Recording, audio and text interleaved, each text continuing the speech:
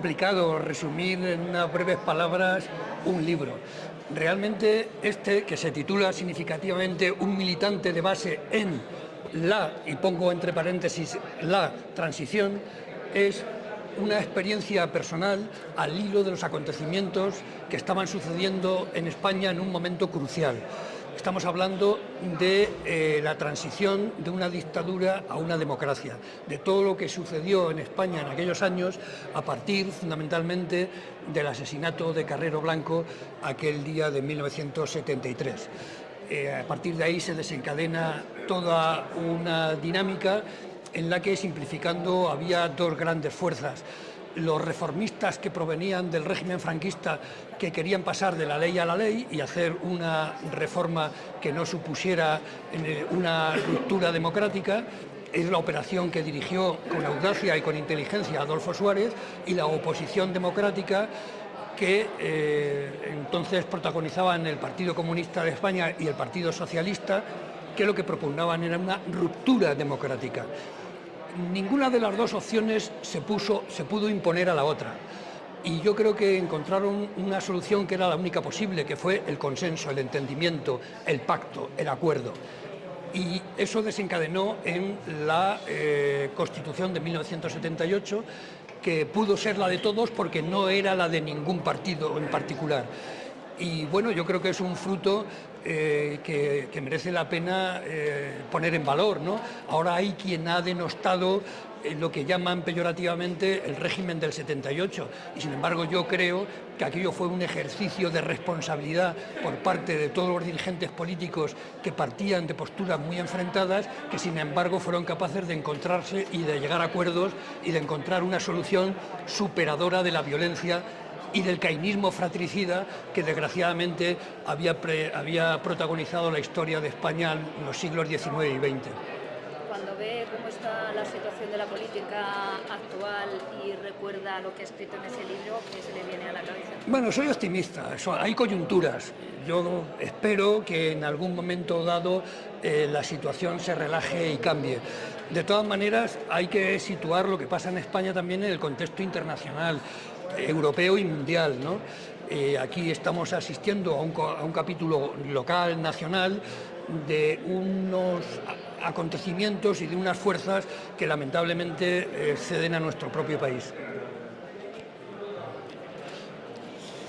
Muy bien, pues yo estoy en la historia de España perfectamente, desde luego la de Castilla-La Mancha de una manera muy principal, porque como relataba en su libro Historia vivida, historia construida, al fin y al cabo ha sido protagonista de la MIPA.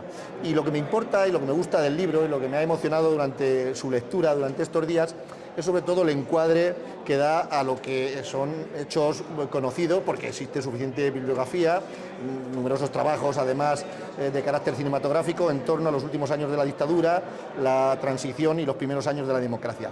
Pero lo importante es el encuadre. Si se tratara de un director de cine, el encuadre que da José María es un encuadre desde dentro, no desde los grandes protagonistas, los personajes principales del momento, los líderes de esa actualidad, sino de un militante anónimo pero comprometido, de manera que se ve desde abajo y desde dentro. Y sin duda es muy emocionante saber la motivación que tenía en ese momento un joven, pero muchos, cientos, miles de jóvenes, para implicarse, para conseguir la democracia y la libertad en España, cuando lo único que podían conseguir, o lo más probable que podían conseguir, era dar con sus huesos en la cárcel, perder sus estudios, sus becas y sin duda... Y llevarte un palo. y sin duda sus dificultades para sus carreras y para sus vidas.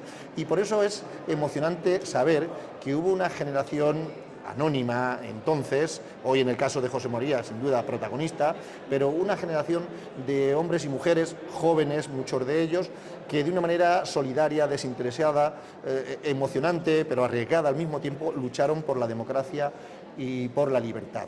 Y saber que en estos momentos, 50 años después, en ningún sitio está escrito que necesariamente tenga que haber siempre un estado de libertad y de democracia, y que esta pues es, como él dice en su expresión, una planta muy delicada que entre todos tenemos que cuidar, que todos tenemos que regar y sin duda a la que hacerla crecer. En este sentido, por tanto, y en momentos como los actuales, a mí me preocupa pues, los comportamientos y las actitudes y las veleidades extremistas que se producen en nuestra sociedad y en la política, y los apoyos que tienen, que hay que admitirlo lógicamente porque son en democracia, de una parte de la ciudadanía.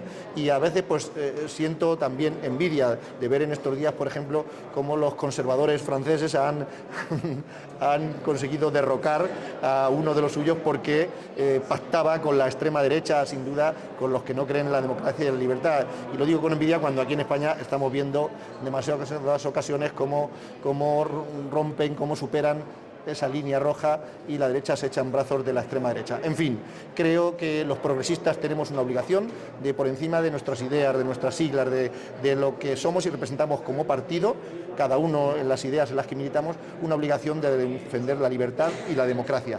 Es, sin duda, el mejor legado que podemos dejar a nuestros hijos. Yo pienso en los míos, que tienen la edad que tenía José María cuando nos cuenta esta historia, que sin duda es emocionante y es comprometida. Pues te fuiste con 20, ¿no? Claro, cuando acabé el bachillerato yo empecé la universidad. Entonces, ¿cuántos ibais? ¿Con 18 o 19? Sí. Entonces era un militante de base.